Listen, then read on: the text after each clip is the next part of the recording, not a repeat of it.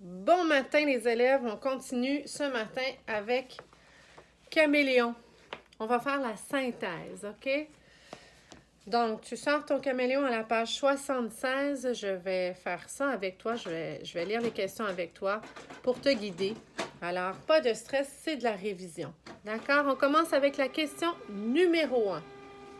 Mon imprimante fait du bruit, là. Elle va se taire. Ça sera pas bien long. Alors, vrai ou faux? Tu as 45 plus 45 plus 45 plus 45 qui est égal à 90 plus 90. Est-ce que tu te souviens qu'on avait fait, c'était au début de Caméléon, on avait parlé de commutativité et d'associativité. OK? Donc ça, c'était les premières leçons de l'unité 5, c'est 5.1, je crois. OK? Donc, si on retourne les propriétés des opérations, on avait la commutativité et l'associativité. Donc, 45 plus 45 plus 45 est égal à 90 plus 90. Alors, si on fait la commutativité, c'est-à-dire on inverse les nombres, ça ne changera pas notre opération. OK? De toute façon, c'est des 45. Et l'associativité, c'est d'associer les nombres ensemble pour les additionner. Ou, si c'est une multiplication, pour multiplier. Donc, 45 plus 45, c'est égal à 90. On pourrait faire une associativité. 45 plus 45 qui est égal à 90. Donc, est-ce que c'est vrai que 90 plus 90 est égal à 90 plus 90? OK? Donc, tu te sers de l'associativité pour trouver ta réponse vraie ou faux. 2 fois 12 fois 2 fois 5, encore une fois, il faut que tu utilises l'associativité pour trouver la réponse. Parce que 12 fois 2 fois 5, c'est difficile comme ça de répondre, est égal à 12 fois 10. Alors, 2 fois 5, on peut tout de suite les associer, les deux. 2 fois 5, qui est égal à 10. Donc, 12 fois 10. Est-ce que c'est vrai que c'est égal à 12 fois 10? OK? Donc, on n'a même pas besoin de résoudre l'opération si on utilise l'associativité pour trouver tout de suite la réponse pour voir si c'est égal ou pas.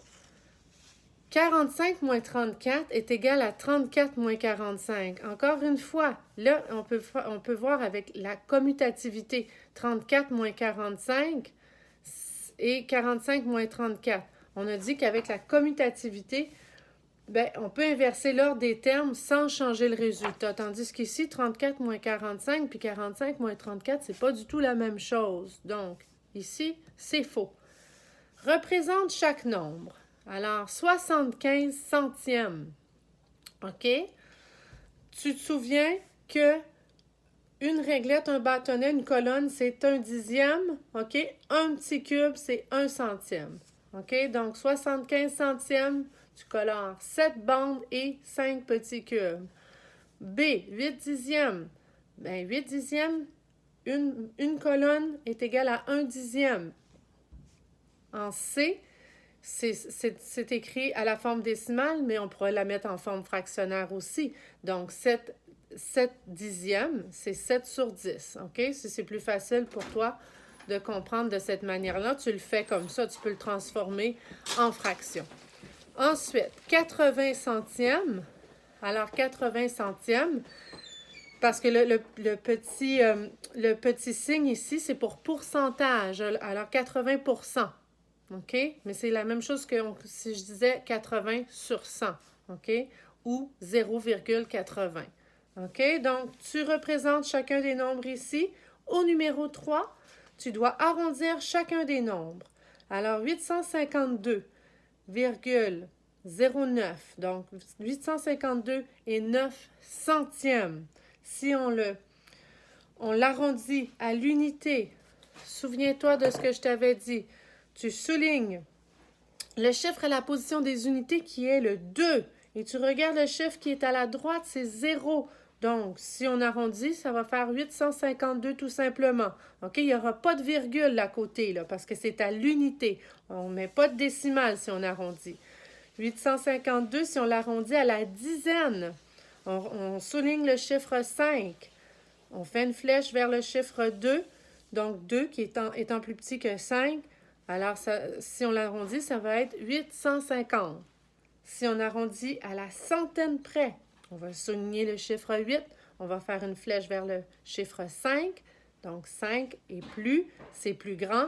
Donc, 850 et 9 centièmes va devenir 900. À l'unité de mille, il n'y a pas d'unité de mille dans 852 et 9 centièmes, mais disons qu'on met un 0 là, à côté du 8. OK, donc on aura un 0 là. Puis, on fait une flèche vers le 8. 8 étant plus grand que 5. Donc, on va aller dans l'unité de mille qui est plus grand, donc qui sera 1000. OK? Ça aurait été entre 0 ou 1000. D'accord? Tu fais la même chose pour B, C et D. D'accord? Pour la page 77. Tu dois classer par ordre croissant. OK? Les nombres qui sont ici. En ordre croissant, les nombres qui sont inscrits sur le sac.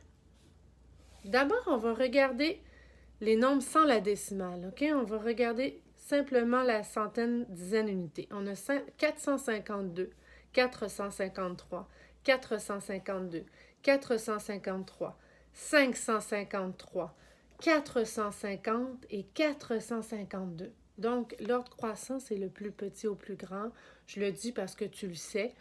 Donc, dans les poches là, les sacs qu'on a là, le plus petit nombre, on en a déjà un, c'est 450 et 99 centièmes. Donc, c'est ton premier nombre que tu peux écrire et tu mets un X dessus pour l'éliminer, OK? Pour ne pas te tromper puis le réinscrire une autre fois. Donc, 450 et 99 centièmes, c'est ton plus petit nombre.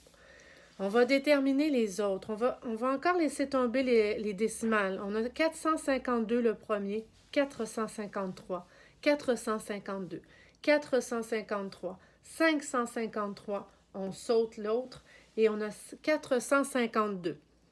Alors, on a beaucoup de 452. On n'a pas de 451. Donc, ça se joue avec les 452. On va les encercler, eux autres, OK? On a 452 et 6 dixièmes, 452 et 5 centièmes. 453, on l'enlève pour l'instant. 553 aussi, on ne s'en occupe pas. Et le dernier, 452 et 1 dixième. Donc, parmi ces nombres qu'on a encerclés, là, je pense qu'on en a 3. Lequel est le plus petit? 452 et 6 dixièmes.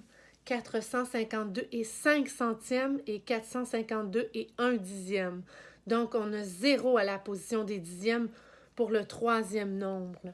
452 et 5 centièmes, c'est celui-là, ton plus petit. OK? Parce qu'on a 0 à la position des dixièmes. Alors, on avait 450 et 99 centièmes, 452 et 5 centièmes.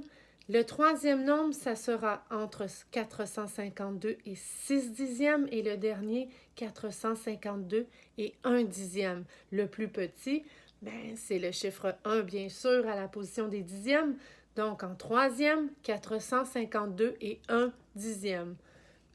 Là, je vais te laisser terminer parce que là, j'entends des élèves dire « Mais Madame Geneviève, là, vous nous aidez trop. » Mais je suis là pour ça aussi, hein. Je ne suis pas dans la classe avec vous, alors j'ai le droit de vous donner un petit coup de main par vidéo.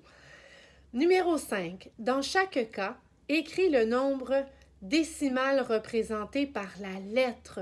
OK? On a A, B, C, D.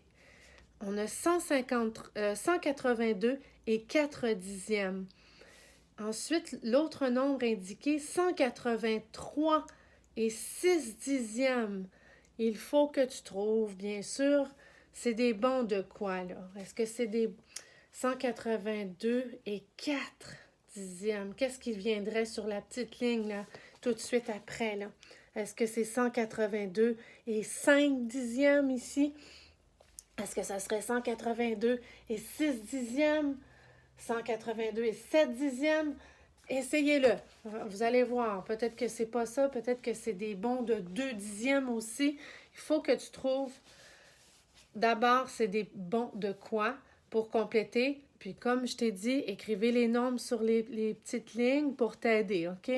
Donc, tu fais A, B, C, D. Numéro 6. Calcule l'aire de chaque figure. Donc, pour calculer l'aire, et n'oublie pas que un demi-carré, OK? Les triangles, autrement dit, là. Les demi, si tu en mets deux ensemble, ça fait un carré.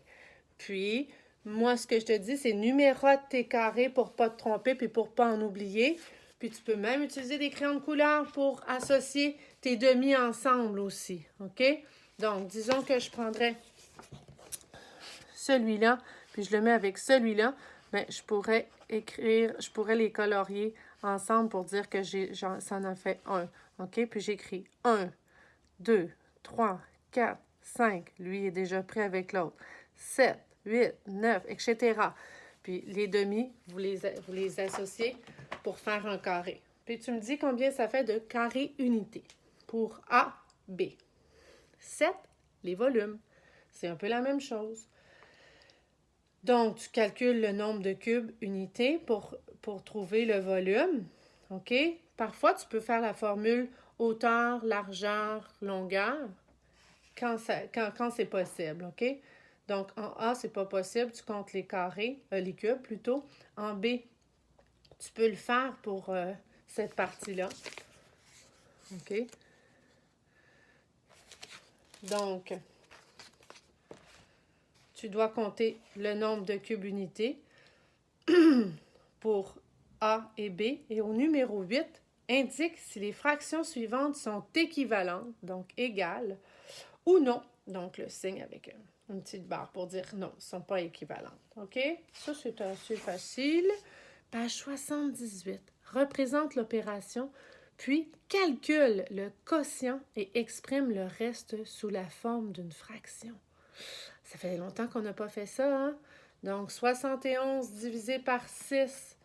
Tu te fais des colonnes, OK? Tu transformes... Bon, tes unités, tu peux pas les mettre... tu peux pas les partager, donc il faut que tu transformes tes dizaines en unités. Donc, au final, c'est 71 unités que tu te partages en 6. Ce qui te reste, disons que la réponse, ce serait... Là, je ne vais pas donner la bonne réponse. Là. Disons qu'il te resterait 3 unités. Alors, c'est sur 6. Alors, tu écrirais, par exemple, 12 et 3 sixièmes. OK? Mais c'est pas ça. Numéro 10. Loan accueillit des fraises pendant 3 jours, lundi, mardi, mercredi. La quantité en grammes est inscrite 125 et 99 centièmes, 76 et 5 centièmes et 87 et 1 dixième. Il veut répartir la quantité totale de fraises qu'il accueillit dans 5 contenants. Donc, je pense que tu dois additionner, OK, les quantités. Puis après ça, tu dois les diviser en 5. OK? Ensuite, détermine approximativement la quantité de fraises qu'il y aura dans chaque contenant. S'il y a lieu, exprime le reste sous la forme d'une fraction. Alors, si tu te souviens, qu'est-ce que c'est approximativement? Puis là, ils te disent arrondi. Madame Geneviève, sautez pas des étapes. Arrondi d'abord chaque quantité à l'unité près. Donc, le 125 et 99 centièmes, si je l'arrondis à l'unité, je souligne mon 5, je regarde, c'est 9 qui est à côté.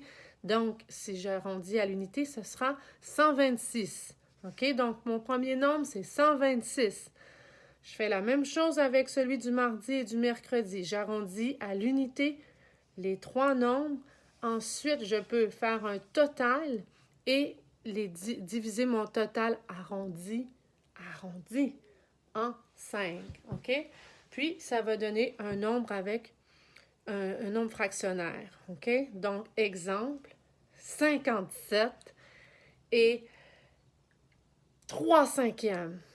Je me suis trompée un petit peu, mais je te donne un gros indice. OK? C'est tout pour la synthèse aujourd'hui. On se voit tout à l'heure ou peut-être qu'on va s'avoir déjà vu. En tout cas, on va se voir pour la dictée Zoom à 9h. Donc, si c'est fait, bien, tant mieux. On se voit aujourd'hui, c'est 3 fois pour toi avec moi. Je te souhaite une belle journée. Bye bye!